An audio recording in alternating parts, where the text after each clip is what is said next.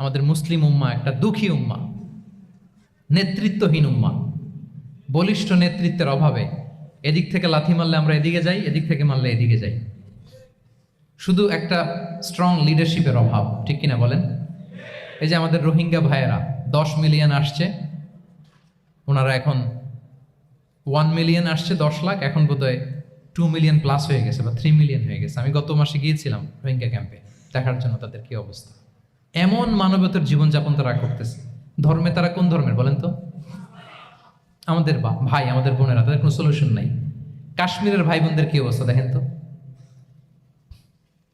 আর গাজার অবস্থা নাই বা বললাম।